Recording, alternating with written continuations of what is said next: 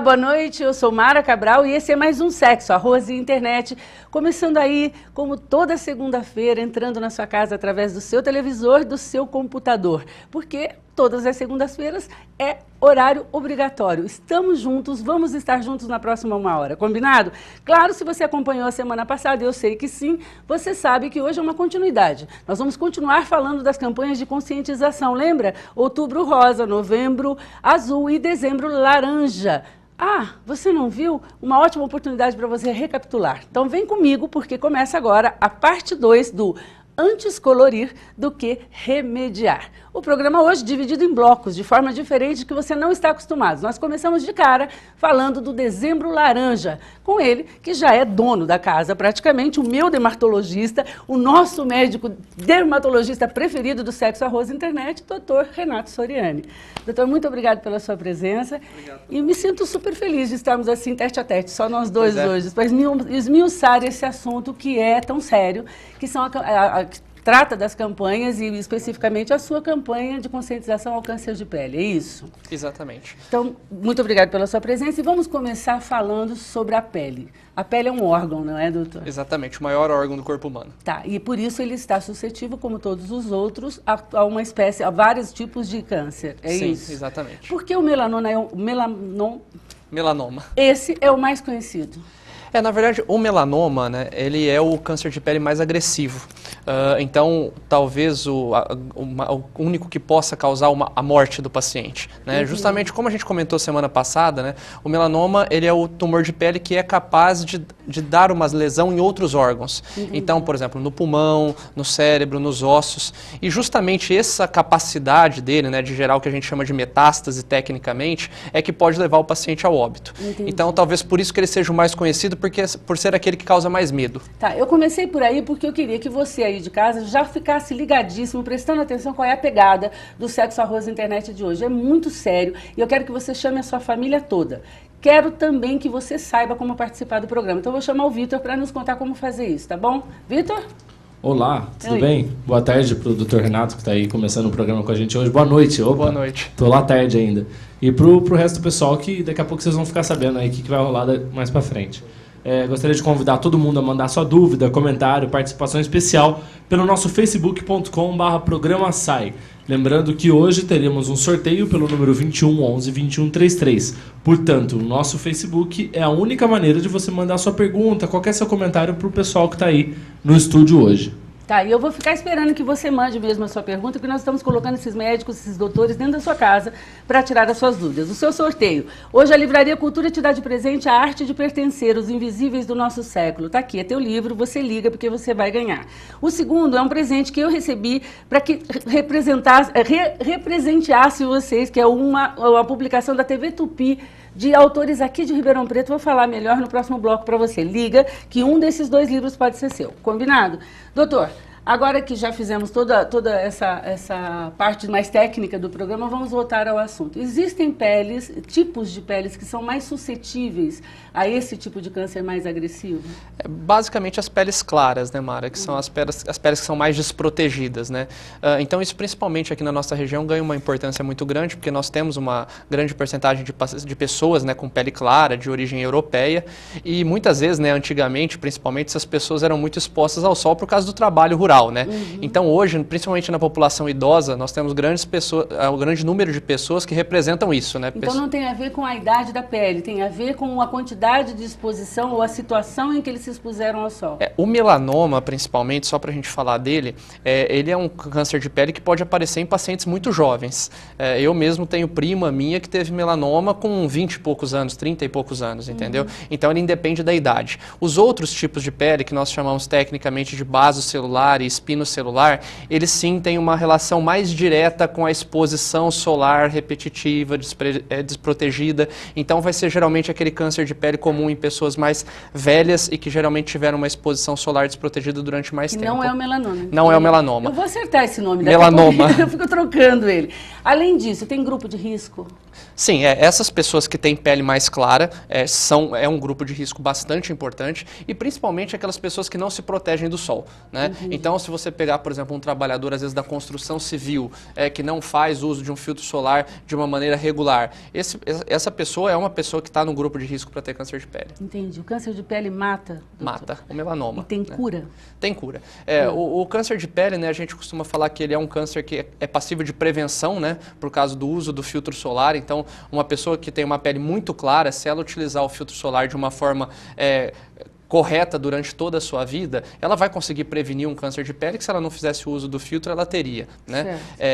Então, ele é prevenível e também, quando diagnosticado de uma forma precoce, ele pode ser tratado. Um melanoma, quando ele é identificado, quando ele ainda é uma pequena pinta na pele da pessoa, se ele for operado com uma margem cirúrgica adequada, esse tratamento é curativo. Foi o que justamente aconteceu com essa prima minha, por exemplo. A gente acabou fazendo um diagnóstico num churrasco, que eu olhei a lesão, falei, essa lesão está estranha, e aí a gente acabou indicando a cirurgia e a cirurgia resolveu o problema. Então, deixa eu ver se eu entendi. Então, se identificado precocemente, a cirurgia é basicamente a retirada daquela pinta, vamos colocar dessa forma, e obviamente, não é como os outros cânceres, por exemplo, que podem haver recidivas do mesmo tipo, no mesmo lugar? O melanoma, quando ele é operado, essa parte da pele é enviada para uma análise, e se o médico patologista que faz essa análise realmente identificar que todas as margens da cirurgia estão livres, ou seja, que a lesão foi removida completamente, ele é curável, ele está curado, ele não tem risco de recidiva. Não tem risco a pessoa pode ter um outro melanoma, mas daquela lesão dela está curada. Então, o sol, a gente já viu, é o grande vilão,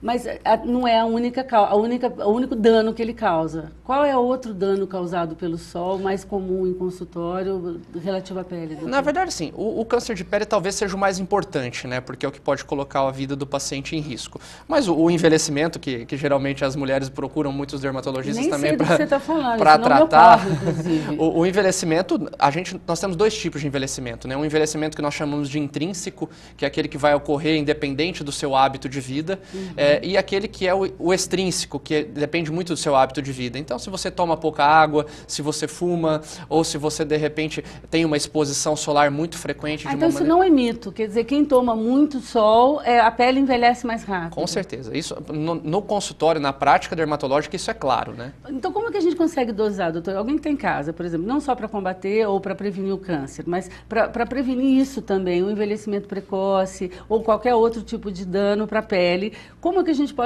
a gente usa o sol? Porque assim, eu acho que... Eu vou mostrar o que eu quero dizer. Eu programei um videozinho para soltar, para contar para vocês essa história. Solta para mim, Vitor.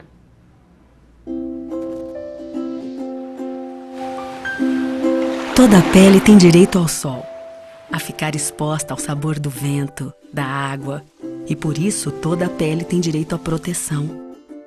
Aquela que a orientação de um especialista pode garantir. Toda a pele tem direito à beleza, que vai além da vaidade. É o direito fundamental à autoestima, que não aceita qualquer coisa, por qualquer preço, de qualquer um.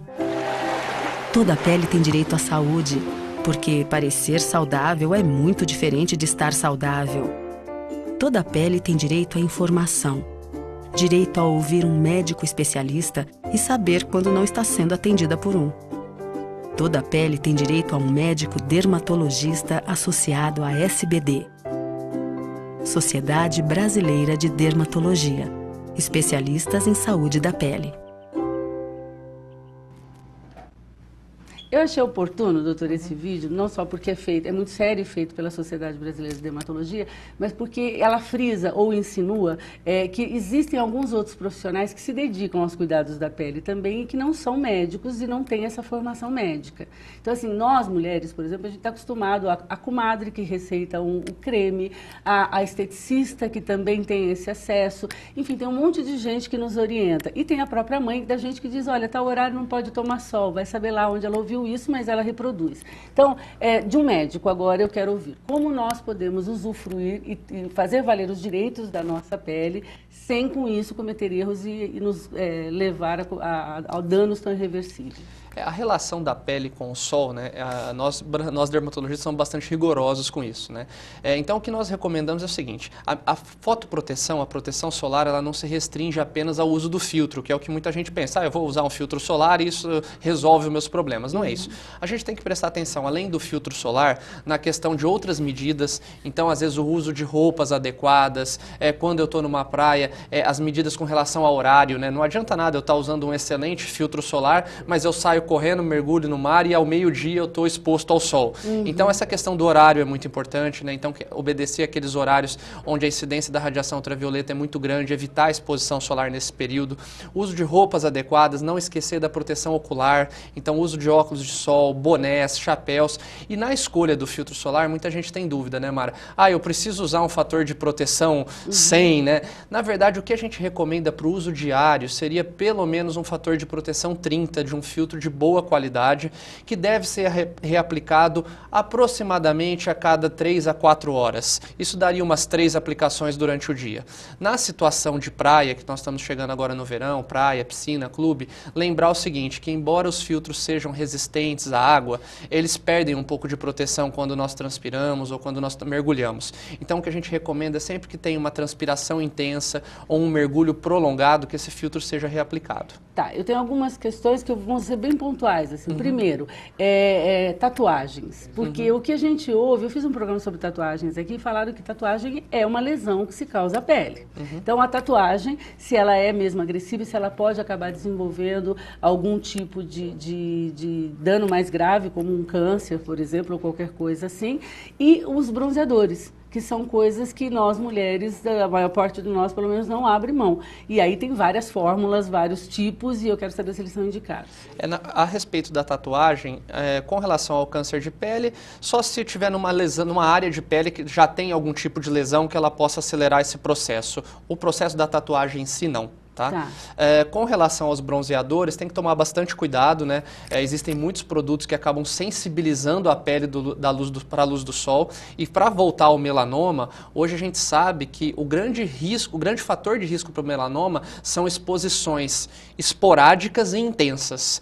Por isso que hoje, né, essas câmeras de bronzeamento artificial, elas são contraindicadas, né? Por quê? Porque elas são uma exposição à radiação ultravioleta do sol intensa, apesar de curta, muito intensa. Então, com certeza, elas aumentam o risco do desenvolvimento de câncer de pele. Era a minha pergunta. Então, não é indicado mesmo. Apesar de bacaninha, simpatiquinho, você está lá urbano, a beça, não tem acesso à praia, quer ficar bronzeado, tem clínica sempre próxima a você, não é indicado pela sociedade. As câmeras de bronzeamento estão contraindicadas. Tá, campanha do Dezembro Laranja, que a gente já está terminando o nosso bloco, doutor. Dezembro Laranja.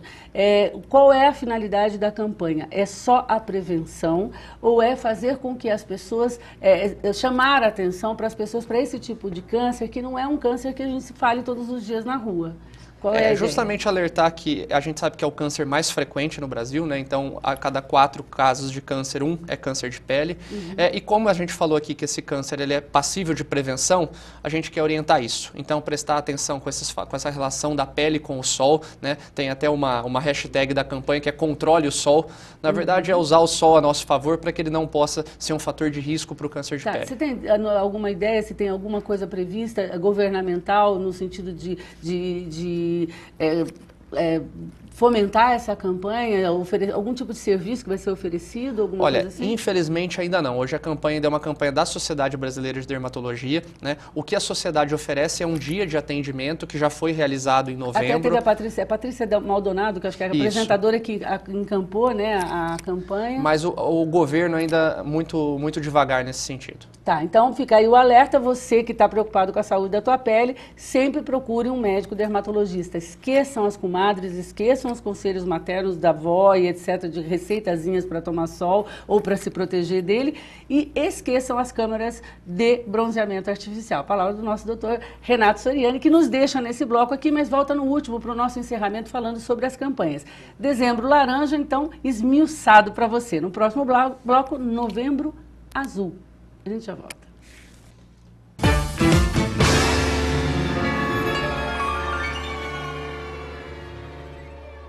Newton Andrade apresenta um conteúdo exclusivo. O único programa de futebol infantil da TV brasileira, com tudo que rola nos campeonatos de base e ainda muitos sorteios de prêmios. Futebol Kids, toda segunda, às 7h30 da noite, ao vivo. TV Mais, paixão por Ribeirão.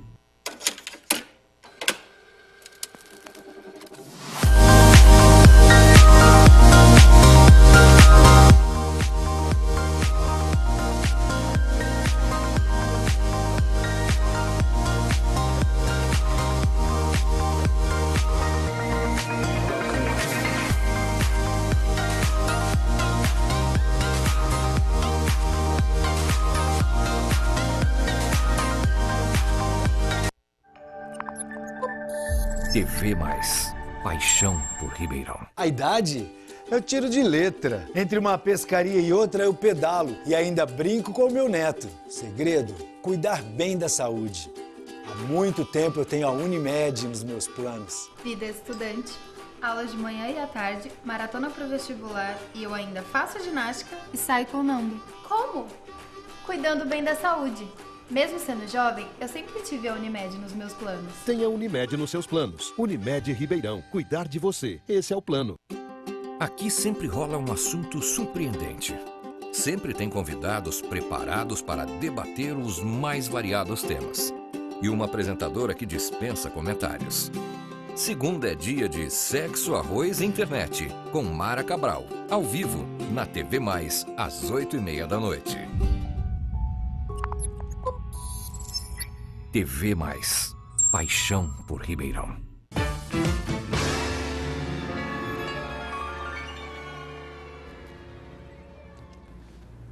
Estamos de volta e eu quero aproveitar que a gente acabou de falar sobre o câncer de pele, ou seja, falamos de pele, dos cuidados da pele. Eu tenho uma dica para te dar, que é uma dica que eu te dou todos os programas, porque ela é muito importante para você. Tem dias que a gente não tá lá, assim, a última bolacha do pacote, não é não? Você acorda e fala, meu Deus, quem é você que está aí me olhando no espelho?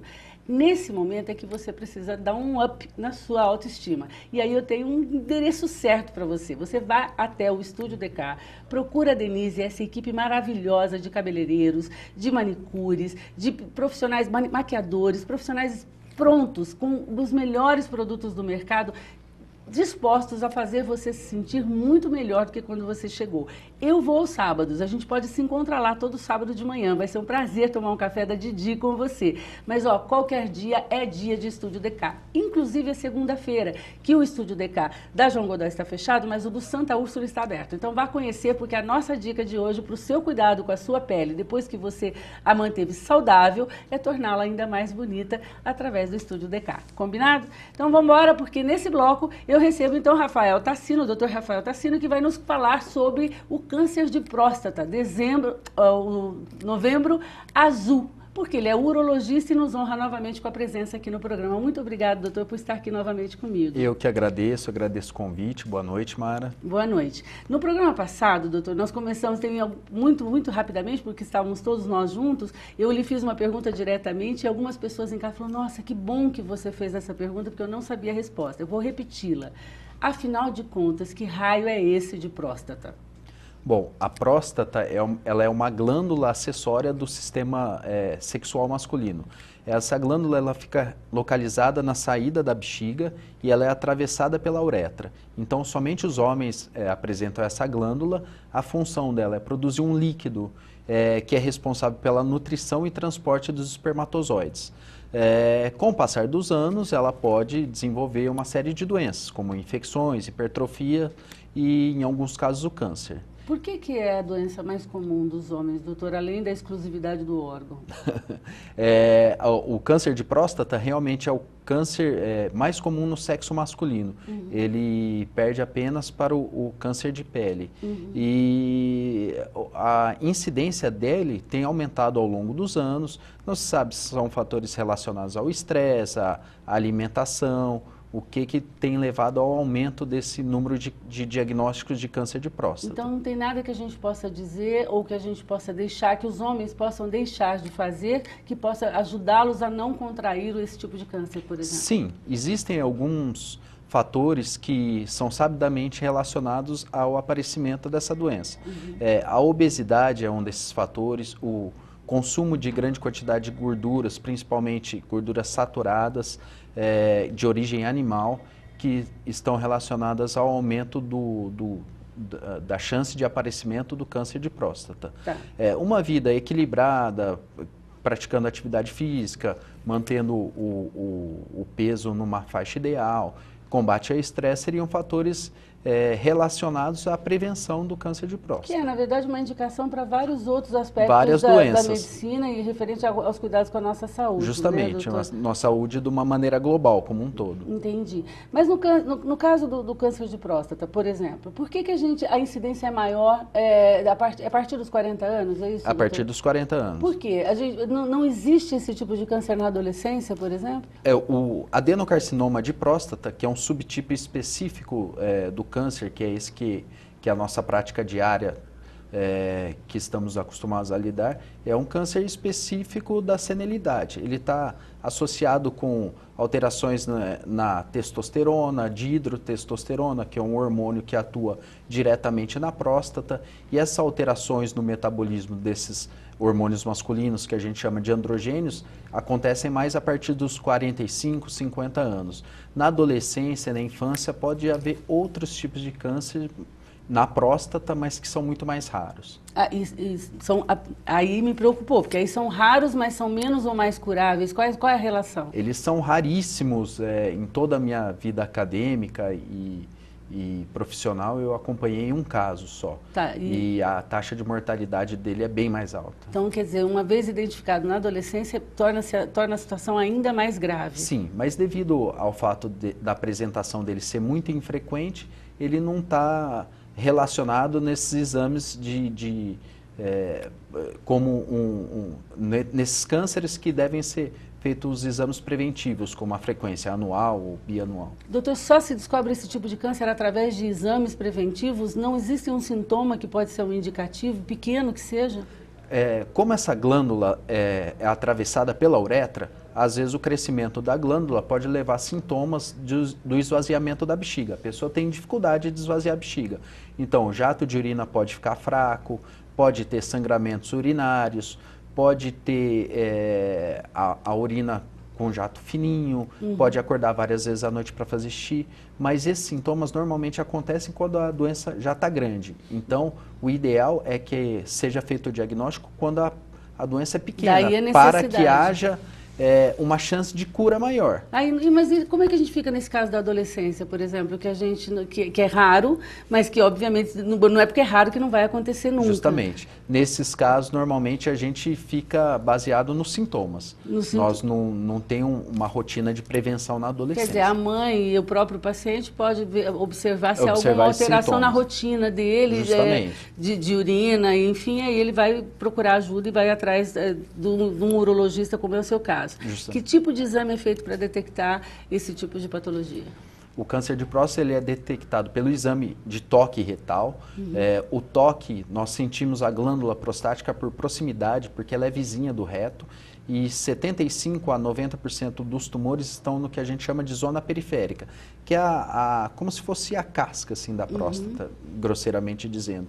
Então, através do toque, exatamente, através do toque a gente consegue detectar nodulações, caroços, assimetrias na próstata. O exame de sangue não aponta, doutor? Em associação com o exame de sangue, com o PSA. Então, nós precisamos desses dois fatores, o exame de toque e o exame de sangue. Só o exame de sangue, ele deixa passar 25% dos casos. Então, nós precisamos associar esses dois exames. São dois exames que têm o que a gente chama de sensibilidade, que é a capacidade de detectar a doença. Eles são relativamente baixos, mas quando somados os dois métodos, dá uma acurácia muito boa para o diagnóstico dessa doença. Chega bem próximo do diagnóstico fechado. Justamente. Doutor, eu ouvi, me corrija se eu estiver errado, eu ouvi uma conversa aí de que parece que nos Estados Unidos eles estão desenvolvendo ou estão fazendo pesquisas para se detectar esse tipo de câncer através de exame de urina. Sim. Isso é real? É real, existem marcadores urinários que possam ser detectados nos exames de urina. Interessante que existem até um trabalho que está sendo realizado aqui na USP de Ribeirão Preto, com cachorros treinados para sentir o cheiro do tumor na urina. Então, em pacientes que têm o câncer de próstata, o cachorro consegue detectar se aquela urina... Deve produzir um odor diferenciado que o cachorro identifica, é isso? Justamente. Que interessante. Mas, apesar disso, hoje, por exemplo, não é uma realidade fazer esse tipo de... Não é uma realidade. Hoje, o método diagnóstico é pelo toque e pelo PSA. E quando há suspeita nesses 2 exames, aí o paciente é levado para um terceiro exame que se chama biópsia. Aí são coletadas amostras da próstata. Não é cirúrgico, é ambulatorial. Tá. São coletadas amostras da próstata e enviado para análise para o patologista poder determinar se tem câncer ou não. Tá, seguindo a linha cronológica até que usamos com o Dr. Renato no último bloco, a pergunta que não pode calar, né? O câncer de próstata, ele mata? Ele mata. Ele tem cura? Ele tem cura também. Eu costumo dizer, e o Dr. Zola pode concordar comigo, que o câncer, quando ele é detectado, qualquer tipo de câncer, virtualmente todos os tipos de cânceres, quando ele é detectado numa fase precoce, ele tem uma chance de cura muito grande. Quando ele é detectado numa fase tardia, muitas vezes ele já disseminou o que a gente costuma chamar de metástase. Quando uma célula tumoral vai para outro órgão. No caso da próstata, o mais comum é que vá para a região óssea. Então, os ossos do quadril, os ossos da coluna vertebral, tá certo? Então, hoje no Brasil nós temos cerca de 60 mil casos novos por ano de câncer, com cerca de 15 mil mortes por ano. E nós temos um problema que muitos casos são subdiagnosticados. No Brasil, muitos pacientes ainda têm o preconceito, não vão atrás para saber. Algumas regiões remotas do Brasil não têm acesso ao médico para que seja feito. Os Estados Unidos, a incidência anual é em torno de quase 300 mil casos. Tá. Doutor, eu queria falar um pouquinho da campanha, né, do outubro, eu agora estou fazendo uma bagunça na minha cabeça, do Novembro Azul. Novembro Azul. Mas antes eu ouvi também dizer que existe alguns tipos de diagnósticos onde a doença já está mais avançada e que com alguns medicamentos específicos isso é possível transformar a doença, que seria, no caso, fatal, numa coisa crônica, numa doença crônica tratável, que a pessoa passa o resto da vida tomando remédio, como diabetes e tal. Isso é folclore ou existe? Na verdade é o seguinte, alguns casos de cânceres de próstata, a gente considera que eles são um pouco mais indolentes, ou seja, o crescimento dele é um pouco mais lento.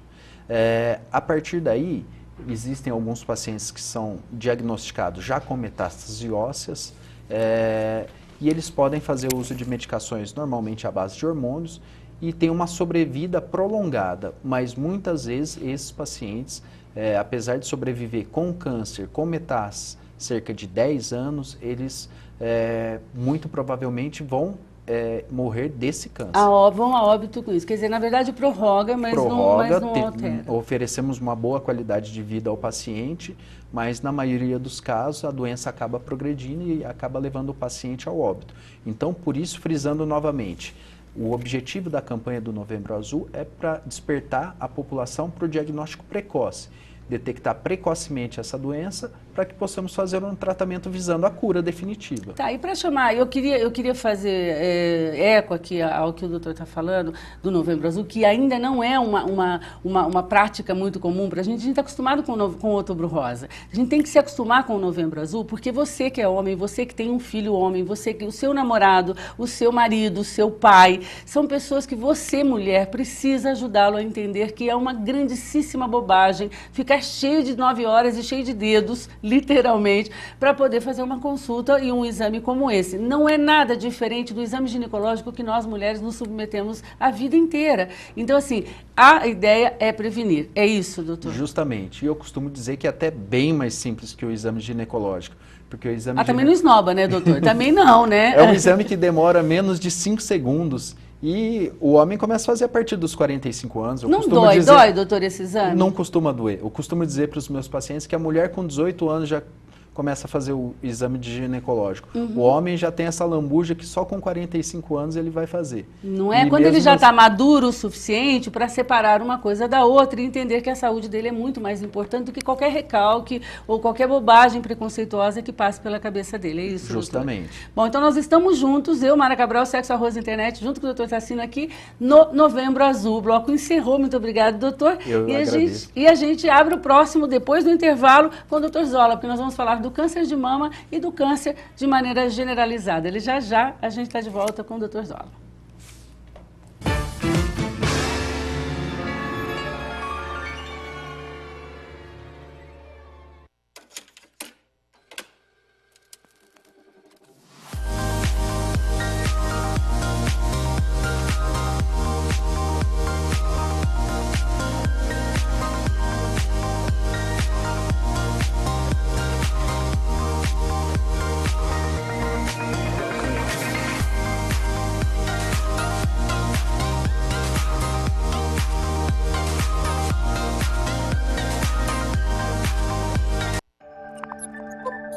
TV Mais. Paixão por Ribeirão. A idade? Eu tiro de letra. Entre uma pescaria e outra eu pedalo e ainda brinco com o meu neto. Segredo? Cuidar bem da saúde. Há muito tempo eu tenho a Unimed nos meus planos. Vida estudante, aulas de manhã e à tarde, maratona pro vestibular e eu ainda faço ginástica e saio com o Nando. Como? Cuidando bem da saúde.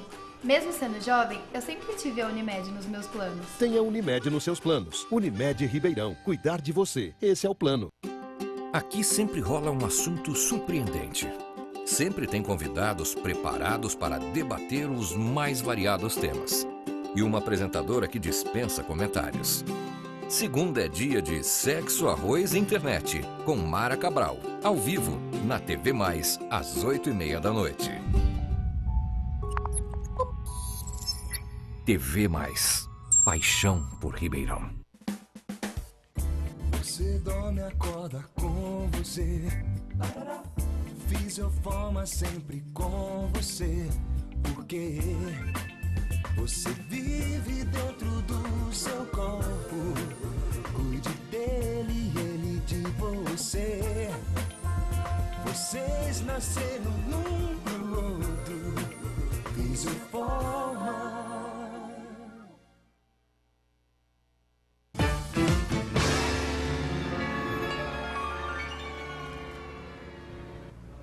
Estamos de volta e não tem nada mais oportuno num programa como esse do que dar a você uma dica muito importante, que na verdade não é uma dica. Quando a gente quer alguma coisa muito bacana para alguém, a gente não dá dica, a gente não insinua, a gente simplesmente planeja para essa pessoa, a gente elabora, a gente imagina um plano que possa servir como uma luva para as pessoas que a gente ama.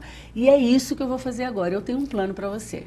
Você não tem nenhum, esquece essa história de convênio médico, isso não existe, você precisa de um plano de saúde. E o nosso plano de saúde, aqui em Ribeirão Preto, só pode ser Unimed. Quer saber por quê? Em qualquer lugar do Brasil que você vá, quando você está entrando na cidade, você já vê um outdoor lá, ó. Aqui tem Unimed, fique tranquilo, fique mesmo, porque a cidade que não tem Unimed, ou a cidade que não tem a Unimed, que nós, Ribeirão Pretanos, temos, desculpa aí, não é aquela que é melhor assistir e não tem um plano de saúde especial para você. Então, a minha dica de hoje para você, o meu conselho e o meu plano é Unimed. Combinado? Olha só, eu queria abrir esse bloco já agradecendo a presença do Dr. Zola aqui comigo, de novo, que vai falar um pouco de câncer de mama e de todos os outros cânceres, porque ele é oncologista. Então, muito obrigada, doutor, pela sua presença. Mas para abrir essa nossa conversa sobre câncer de mama, eu queria soltar um videozinho de uma campanha que foi feita com uma fotógrafa que convidou vários famosos para que fossem fazer a campanha com ela do câncer de mama, do Outubro Rosa.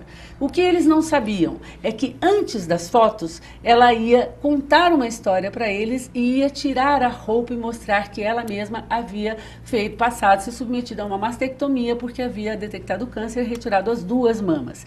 A campanha foi feita com emoções reais desses famosos ao estarem frente a frente a uma história real de um câncer de mama superado com êxito. Solta o vídeo, Vitor, porque ele é muito lindo. Solta aí.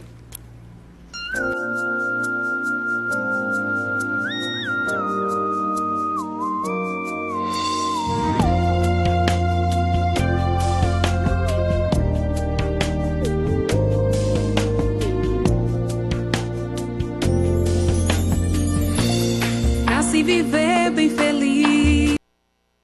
A gente confundiu o vídeo lá, teve algum probleminha, acho que eu que passei errado para eles. Tem condição de soltar o vídeo que eu anunciei ou não? Tem? Então solta ele para mim na sequência para a gente poder conversar com o Dr. Zola. Olha, então solta aí.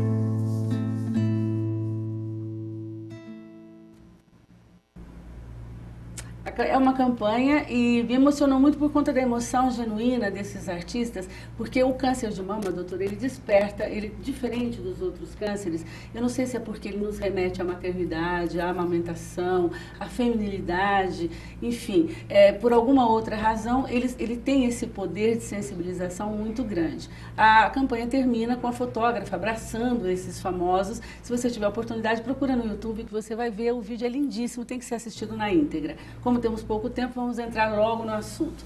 Doutor, há quanto tempo falamos de câncer de mama? Tantos artistas envolvidos, tantas campanhas já se passaram. Como está esse controle do câncer de mama? Ele continua crescendo? Como é que está? Mara, mais uma vez obrigado pelo convite de estar aqui. Eu acho que esse vídeo toca a gente, foi uma campanha fantástica, porque uma das coisas que tem que se fazer com relação ao câncer é você quebrar preconceitos. E esse vídeo faz isso de uma certa forma. Então, a incidência do câncer de mama vem aumentando nos últimos anos, isso é claro, tenho certeza que você conhece várias pessoas que tiveram câncer de mama. O índice de cura aumentou também. E é muito importante a detecção precoce. Então, como nós conversamos semana passada, a detecção precoce aumenta a chance de cura, né? Então, esses exames de rastreamento como a mamografia é algo fundamental.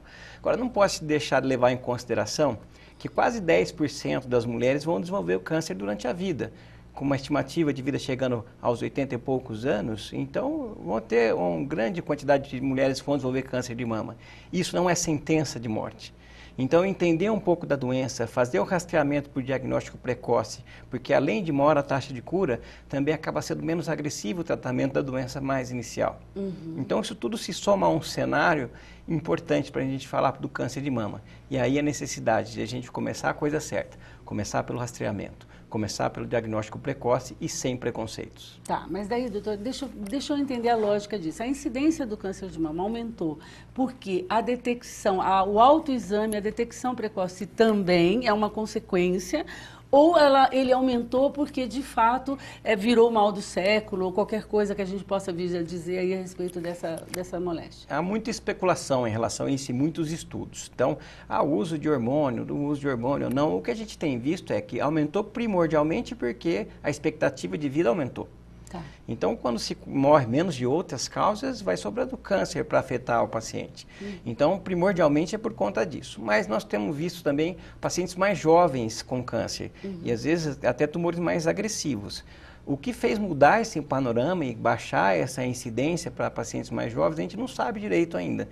Há muito estudo, mas ainda não conseguiu saber exatamente o que está causando uma pequena mudança no perfil, mas a grosso modo aumentou dentro do grupo esperado das pacientes que vão ficando mais velhas. Tá, não é nada tão surpreendente não, assim. Não. Tá, agora, pautado nessa linha de raciocínio aí, existe alguma coisa que nós mulheres podemos fazer para não nos submetermos tão frontalmente a essa possibilidade de risco de ter um câncer de mama? Exatamente, como que a gente faz a prevenção? Então, para a mulher, o que pode reduzir a incidência são alguns fatores externos, fatores do ambiente. Então, evitar a obesidade, fazer atividade física, as 3 horas de atividade física por semana, isso é importante. Evitar a exposição excessiva a hormônios na pós-menopausa, isso é fundamental. E são hábitos de vida que a pessoa consegue evitar o câncer. O câncer que já é genético, que você acaba desenvolvendo sem ter uma ação direta do ambiente, o que tem que se fazer é detecção precoce. E aí entra esses exames de rastreamento, que é você detectar o tumor antes que ele dê sintomas. Aí a necessidade da mamografia, ultrassom, etc. Tá, eu vou voltar nessa questão do sintoma do câncer de mama, mas até aproveitando que a sua especialidade é oncologia e não especificamente só o câncer de mama, eu queria só fechar com os outros blocos anteriores que nós tivemos. O câncer de pele e o câncer de próstata tem fator genético também, doutor? Tem, todos eles têm. O melanoma, por ser um tumor mais raro, ainda não é bem definido exatamente os genes, mas o tumor de próstata já tem, pela própria incidência, já existem estudos mostrando qual que é a alteração genética e que eu acredito que muito em breve a gente vai ter, ao invés da criança nascer e fazer o teste do pezinho, ela fazer um teste genético. Vai dizer predisposição para os tumores. Nós não estamos muito longe desse cenário também. O mapeamento de DNA não dá isso, doutor? Não basta o mapeamento, você tem que saber exatamente quais são os genes relacionados àquela doença. Então você tem que mapear, saber se aquilo é uma área indutora do tumor. Então não é tão simples identificar o projeto Genoma, que esmiuçou os genes, foi importante, mas agora a gente está tentando identificar quais são as alterações nesses genes que vai definir o seu risco de desenvolver aquele tumor. É óbvio que não só risco para tumores, são riscos também para doenças neurológicas, doenças cardíacas. Entendi. Mas esse é uma expectativa que a gente tem para a próxima década, no máximo, que isso seja feito para todo mundo. A gente está caminhando passo a passo, lentamente, relativamente lento, mas para nossa ansiedade, né, claro, mas estamos chegando lá. Doutor, só tem uma coisa que eu conheço que assusta mais o ser humano do que a palavra câncer, que é a palavra oncologista. Quer dizer, ele dizer, você se autoexamine para prevenir um câncer é até uma frase suportável. Agora, procure um oncologista é quase para ele como um diagnóstico, como uma sentença de morte. Né? Isso ainda existe. Sim. Como que o paciente pode chegar? Eu sei que através do câncer de mama, por exemplo, para prevenção, ele passa pelo ginecologista, do próstata pelo urologista, de pele pelo dermatologista, como nós estamos fazendo aqui e as campanhas também frisam. Em que caso o oncologista, esses profissionais são descartados e passa o oncologista a atuar? Como que é? Qual é essa separação? Eu não diria descartado, mas chega uma hora que há uma mudança. Que bom, eles ficam aliviados de não serem descartados, né, doutor? Mas há uma mudança onde o paciente passa a ser de uma certa fase de tratamento nosso, né? Então, o paciente que fez tratamento para o câncer de próstata, fez para o câncer de mama, fez para o melanoma, é fundamental a ação do urologista, do dermatologista, do ginecologista e do mastologista, que eles vão fazer a abordagem inicial e o diagnóstico. A partir daí, há uma coincidência entre os dois profissionais, a gente vai começar a trabalhar junto, mas fica mais sobre os nossos cuidados durante a fase de tratamento. Tá, que é a parte que eu quero falar agora, que é a questão do tratamento, doutor. O tratamento disse, e eu em algum nível até concordo, que o tratamento costuma ser mais agressivo que a própria doença. Por favor, me fale dessa frase, que é uma frase muito comum que ouvimos todos os dias. Exato, assim, nós estamos mudando muito a forma de tratar e a forma de ver o câncer. Como o Rafael falou, às vezes o tumor é uma doença crônica, que você não tem como eliminá-la, mas você tem como controlá-la. Isso tem que ser feito da forma menos agressiva possível para o corpo, para o paciente. Então, tem que ter um equilíbrio. Mas ainda hoje, o tratamento que é curativo, em geral, ele é feito com quimioterapia e é bastante agressivo. Então, aquela paciente que passa para quimioterapia, até na mama é famosa, a quimioterapia vermelhinha, roa branca e tal, isso acaba sendo um tratamento dos mais agressivos possíveis que existem. Essa é a janela que a gente tem de cura. Então, geralmente, quem está passando por esse tratamento é com o objetivo de cura. E ainda não foi modificado essa forma. A gente ainda está alguns anos atrás. Por quê? A evolução do tratamento geralmente se dá na doença avançada. Os testes são realizados naquele paciente que já fizeram as terapêuticas usuais e não funcionou. Então, há uma migração do paciente que é testado primeiro para a doença avançada, isso vai chegando até o diagnóstico mais precoce, com o objetivo de cura. Entendi. Então, também há essa expectativa nos próximos anos que o tratamento que a gente chama de adjuvante, que é para adicionar cura ao paciente, vai se tornar menos agressivo. Menos agressivo, que eu acho que até é uma situação ideal, né, doutor? Porque pensa bem, a pessoa está buscando a cura e não é justo que ela tenha que sofrer ainda mais por isso. Vamos falar rapidamente, temos pouco tempo, daquela famosa pílula que não está sendo liberada. Qual é a posição? Como é que a senhora vê? Eu não vou nem arriscar falar o nome, porque ele é complicado. A fosfetanolamina. Como? A fosfetanolamina. Essa daí. Eu sou questionado todos os dias por conta disso, Tamara. Eu acho que, assim, existe muito... virou uma coisa muito passional, né? Eu acho que tem que ser testada. Na minha experiência profissional, eu já tive vários pacientes que utilizaram isso desde 2007, os pacientes já utilizam. Eu nunca vi um resultado, mas isso não serve para eu falar para os outros, isso não presta. A minha percepção é que ela não tem a ação que eu gostaria, mas tem que passar por testes clínicos para saber qual que é a real Mas função. também você não viu nenhuma reação adversa ruim de quem está tomando? Não, no HC eu tive colegas que tiveram alguns quadros de diarreia, que chegando à disfunção renal, mas... para quem tem um câncer, Sim, doutor. mas eu não posso dizer também de toxicidade. Então, isso seria uma análise muito subjetiva. Aparentemente também não tem a toxicidade, como não tem benefício. Mas isso não serve para eu dizer para você, olha, isso daqui não serve para nada. Temos que fazer os testes. Isso é fundamental.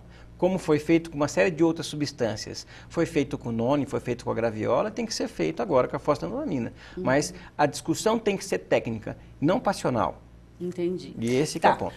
Isso diz o médico, o oncologista, que já agradeço porque o nosso bloco terminou, mas a comunicadora Mara Cabral, psicóloga, acompanhante, inclusive, de pacientes portadores de moléstias, assim como câncer e tal, tem uma colocação a fazer a respeito disso e eu acho que é oportuno que eu o faça.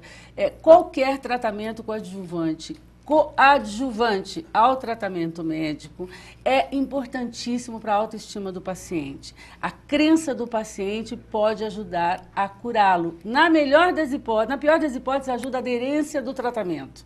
O paciente se sente motivado, acreditando na própria vida, acreditando na própria vitória contra a doença e ele adere ao tratamento e se submete, inclusive, a todos os sacrifícios que o tratamento de um câncer pode significar para ele. Então, eu sou a favor.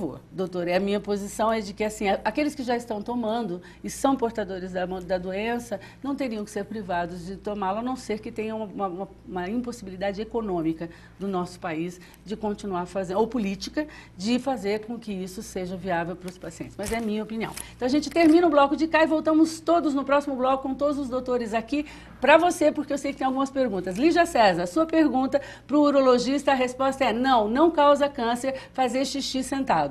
Tá bom? Então, vamos para o intervalo comercial, voltamos já com os meus parabéns do dia de hoje, todos os meus doutores aqui para a gente continuar falando desse tema super interessante. A gente já volta.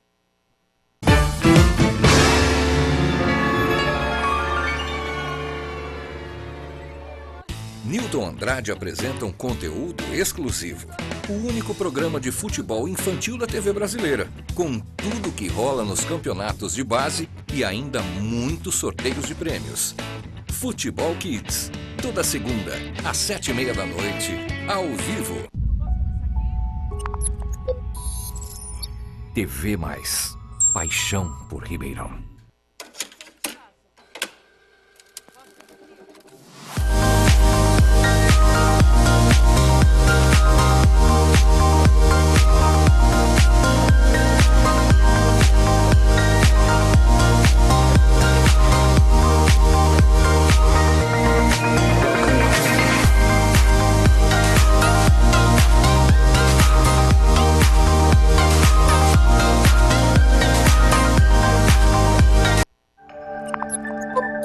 TV Mais, paixão por Ribeirão. A idade? Eu tiro de letra. Entre uma pescaria e outra eu pedalo e ainda brinco com o meu neto. Segredo, cuidar bem da saúde.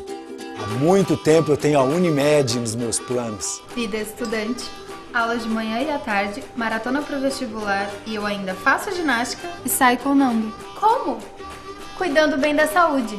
Mesmo sendo jovem, eu sempre tive a Unimed nos meus planos. Tenha a Unimed nos seus planos. Unimed Ribeirão. Cuidar de você. Esse é o plano. Aqui sempre rola um assunto surpreendente.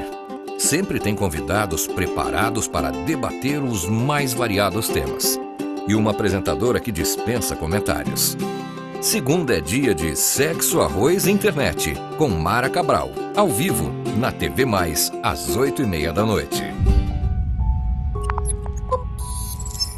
TV Mais, paixão por Ribeirão.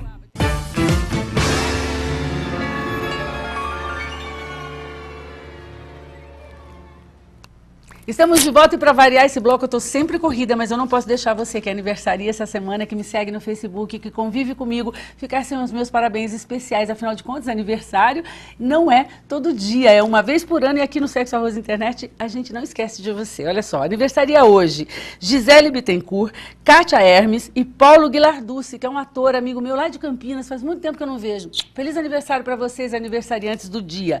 Amanhã, Bárbara Colucci, Anderson Torres, o Lemão, lá da academia, professor de natação, querido companheiro que a gente se vê todos os dias, mas aqui no Sexo Arroz Internet, meu feliz aniversário para você, Alemão. Na quarta, do meu Facebook, Ulisses Minto Raspa, Carmen Canho, minha professora de jornalismo, Carla Tambellini, Emília Barroso, Gabriela Schwartzman, que é colega, é doutora, cirurgiã plástica também, Thaís Foresto. Na quinta, Maria Laura Guiar, amiga querida, bom dia para você. A gente se fala bom dia todos os dias, agora boa noite especial no seu aniversário na quinta-feira. Cecília Veludo, que era minha colega lá da Secretaria da Cultura, que faz muitos anos que eu não vejo, mas feliz aniversário. Na quinta-feira aniversaria meu sobrinho querido, Reinaldo Zieri, que esteve comigo esse final de semana, pai do Rafael. De longe, um dos seres humanos mais lindos que eu conheço. Te amo, meu filho. Te amo, feliz aniversário. No Natal, não, no Réveillon nós vamos estar juntos, se Deus quiser. Eu, você, o Rafa e sua esposa querida Elaine, tá bom? Feliz aniversário, meu amor. Na sexta-feira, Ângela Favaretto. No sábado, Dani Amaral, da escola. A Dani Amaral, minha amiga lá do Teatro Municipal, a gente se conheceu. E Nilson Curti. No domingo, Flávia Desindé, que é esposa do Jader Desindé também, que do teatro, que é produtor de teatro aqui em Ribeirão. Feliz aniversário para vocês. E seria, no domingo, o aniversário de Regis Viana, nosso colega, amigo do Cassone, nosso amigo aqui da televisão, enfim, que eu sei que onde estiver, deve estar fazendo lá sua festa junto a Deus e olhando por nós. Então, parabéns a todos vocês. Você ligou? Você ligou? Mas antes que você ganhe o seu livro, eu quero te indicar outros que você pode encontrar na Livraria Cultura. Vamos bem rapidinho? Vamos comigo? Faço aqui ou sento, meninos? Sento? Então vou sentar porque eu fui até a Livraria Cultura, escolhi alguns livros e eu curti.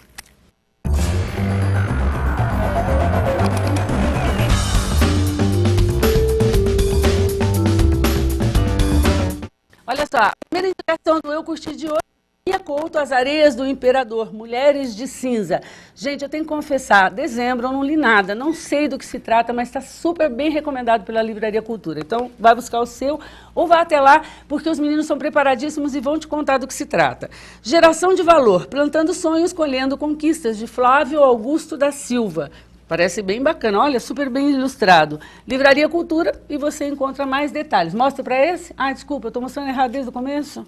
Aqui tem um box do Fabrício Carpinejar, que você que é da rede social conhece muito bem. Coleção Vida em Pedaços. São 4 livros e na Livraria Cultura tem. Bacana, né? Vai lá buscar. Bom, e agora aquele livro, os 2 livros que eu vou te dar de presente, que eu adoro dar livro de presente. Esse programa é o único programa que dá um livro de presente. Tá aqui, ó.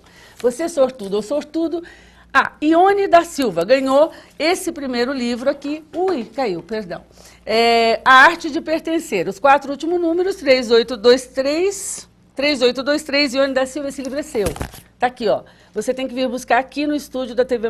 Combinado? O próximo livro é aquele que é resultado de uma pesquisa acadêmica de TCC, se eu não me engano, de jornalistas aqui de Ribeirão Preto. Eles escreveram sobre a TV Tupi, a primeira emissora de televisão do interior do Brasil. Olha que legal, gente. Eu tenho o meu, eu vou ler, isso eu prometo. Em janeiro eu conto para vocês o que eu achei. Lindíssima iniciativa, meninos, parabéns. E tá aqui, ó, é um presente da Foco Comunicações para você. Aqui, ó, que eu vou tirar o seu nome aqui agora. Você, sortudo ou sortuda. Lígia César, que ligou e que fez a pergunta pra gente, acaba de levar o 9240, são os 4 últimos números dela. E esse, Lígia, é seu. Tá aqui, ó, na TV Mais para você. Combinado? Doutores, o último bloco é sempre muito pauleira. O doutor Zola já brigou comigo, falou assim, como assim eu quero a réplica? A respeito da fosfetanolamina. Pode falar, doutor. Essa que você está falando para elas tomarem e não sabe o nome. Eu não consigo pronunciar o nome, eu sei o nome. Estou brincando. Não, é que assim, eu acho que é importante frisar que essa é uma substância que vai estar em testes agora e que você não deve abandonar o seu tratamento. Claro. Se você tiver um tratamento, principalmente curativo, porque é algo que é ainda experimental, que vai passar pelos estudos para saber a validade. Só queria complementar com isso. Não, é verdade. E foi o que eu quis dizer, né, que todo tratamento coadjuvante, sem deixar, obviamente, o tratamento médico, que é imprescindível, é bem-vindo. É emocionalmente bem-vindo no caso de cânceres nesse sentido. Doutores, meus coloridos doutores. Então, chegamos ao final do ano com 3 datas novas, 3 meses comemorativos de campanhas relativas à saúde pública do nosso país. O que eu queria saber nesse último bloco, até como um fechamento disso, essas campanhas, de maneira geral, queria a opinião dos 3, um de cada vez para todo mundo ouvir em casa. Tem funcionado? Funciona? Vocês acreditam? Porque essas não são nem as mais importantes, nem as únicas enfermidades que assolam a raça humana, né? Podem servir de exemplo para que outras venham com essa mesma pegada e essa mesma importância?